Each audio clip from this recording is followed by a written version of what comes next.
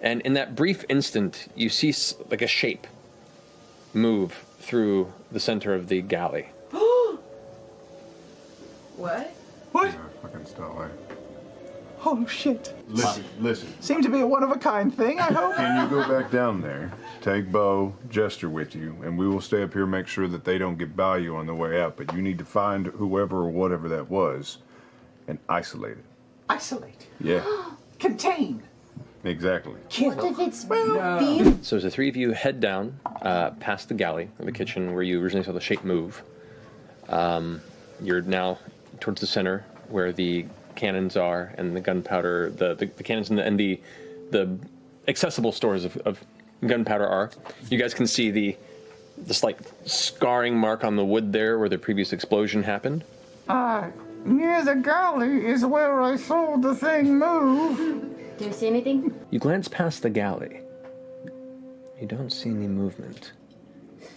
You glance across the opposite side near where the stairway leads into the cargo hold below.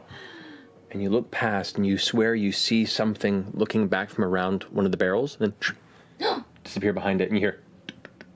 Hey! Hello! We saw you! You manage to all at the same time flank in this area. As you get around the space, you can see they're huddled in the corner. If you'd like to come to the table,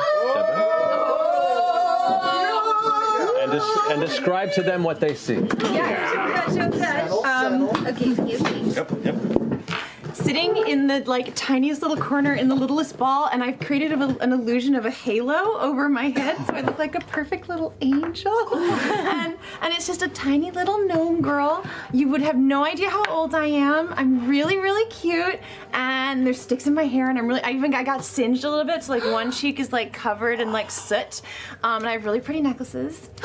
And I go, "Ghost? Did you say ghosts? I'm scared of ghosts." Oh, there's no ghosts. You're so cute. There's chocolate smeared on my face as well. Come out. You're so cute. Is it a little child? Just a board set to contain. Get down. Get down. I'm gonna point my crossbow at her. Get down. Don't say a word. You want some candy? Come on. No. This is not good cop, bad cop. We're supposed to contain. At this moment, I push my hand out, and another little hand kind of slides off of it and comes forward and comes in your face and goes, I mean, she's so cute. How can I do that to you? I'm so sorry. Okay. Who the fuck are you, though? Seriously. Who the fuck are you, though? I open up my little cloak and I go, should we tell them?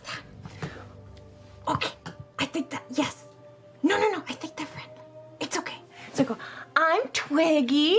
This is Trixie. Oh, no. Whoa. Trixie's my bestest friend. What does Trixie look like? Trixie's got a big bushy tail and a little cute. You want to see? Yeah. And I open up my cloak, and sitting in my pocket is the tiniest, cutest little squirrel you've ever seen. Oh my gosh. The tiniest little nose. I go, oh my gosh, Trixie will love Sprinkle. My little crimson weasel pops up from the hood on my cloak. I let Trixie run down my arm, and they go and they boop noses. Oh my god. This is a very girly game today. Okay. I feel like we're very. I pull out my dead rabbit's foot that I had. I have this too. It's something. It's so cute. All right, we're letting the cuteness distract us. They were like, why were you hiding? Sorry. Why did you feel the need to hide? Well, What did you do? I'm really, really nice, but I don't always make the best decisions. I can relate. Right? I'm Everyone so can nice. relate. Totally. Yeah. So, I don't know. I kind of, there was this really pretty thing, and this really bad guy was gonna get it, and I was like, that's not fair, right? So I took it. Okay, I took it. Okay. You don't care, right? What is the pretty sort of thing? I don't know, you guys. It's kind of tricky. Okay. Okay, so I kind of. Do you have it? Yeah, I kind of look at you all. I say, I never let it leave my side. So I turn around, I go in my bag, and I'm digging through my bag, and I'm like, oh, not this. Oh, not that one. Of course. And I've got all these little like trinkets of things, like even like little drawings that I've made and stuff like that, and they're like really like little houses and clouds and stuff. So I pull out this thing, and it's a sphere.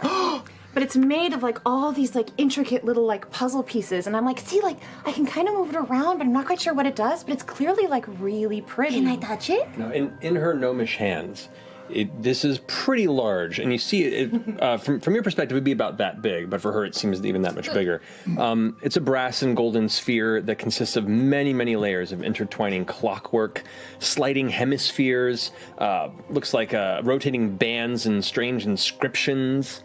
It's this massive, complicated mess of contraption, puzzle, sliding pieces. Does it seem magical?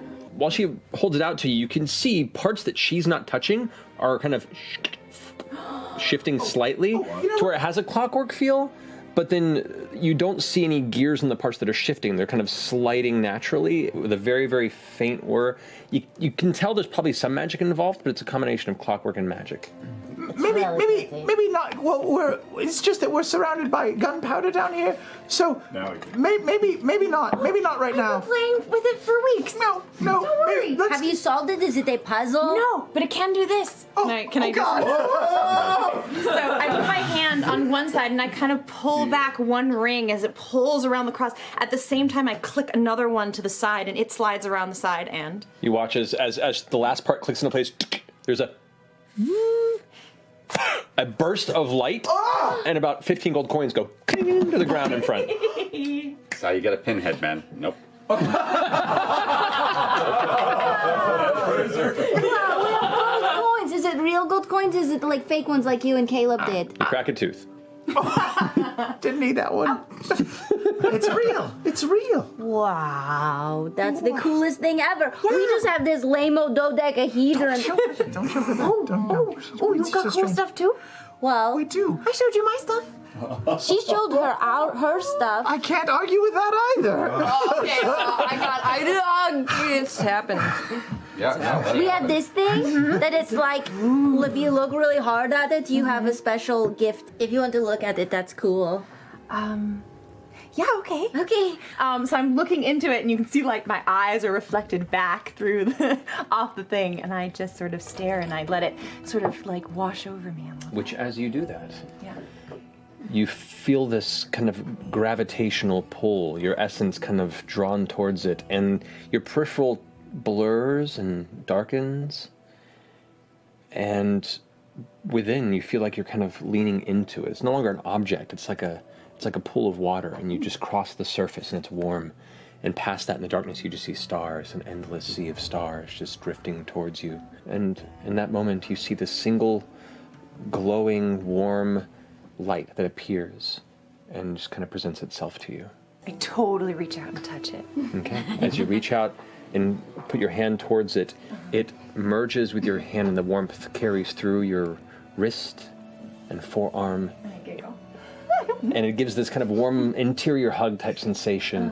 And as you close your eyes to kind of relish in and open them again, you're back on the boat with them. Okay. When you open your eyes, I've got the thing and I'm totally fucking with it.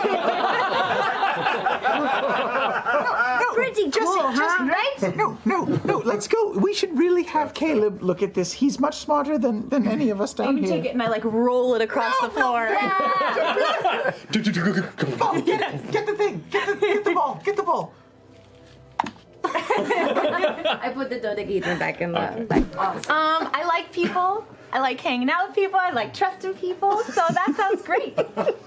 This is awesome. All the right answers. We should go upstairs and show you to everyone else. I'd love to be shown. I have a dance.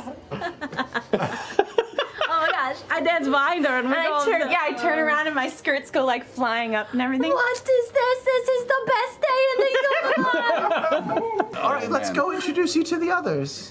At this point, around the side, Marius Lapoil has walked down into the center of the ship and is standing there. So, who the fuck is that? Our new best friend. Twiggy! Marius, Okay. Marius, please, God, save me. Come on. Marius, let's go. We gotta You're go. all scaring me right now. I'm gonna go. Come on, guys. I'm gonna lay we gotta down. go. Let's All go. right. Let's, I'll follow him up. All right, you guys all make your way back up onto the deck of the Squall Eater. As you hear the footsteps rising, you kind of look back to hear, hopefully hear information about how things went down with the supposed sound and stowaway. And instead, you see them arrive with Twiggy. Da da da da da. What is that? That's what we She's so found. cute. This was downstairs. She's the cutest ever. Is that mud on her face? That's chocolate. Chocolate. This is Caleb. For the people. Caleb is very smart and he's good with magic. He can probably determine what you're carrying, what that ball was that Bo has now. Why are you on the boat? Just hanging out, She was eating apples. going for a trip. Peeing in the corner. Seeing the world. It seemed legit. I call Caduceus over. That Caduceus, clarifies that. Okay. we found Yeah. The a Twiggy. Twiggy. I got nothing, man. Can I I talk don't to you even for know. just 1 moment, please? Yasha walks over and just bends over at the hips and puts her eyes right in front of Twiggy. I like her. She walks away. Let's sit down. I'll show you how to draw the perfect dick. Caduceus, could you make sure that she gets some real... I was just about to go get something with something that's not chocolate.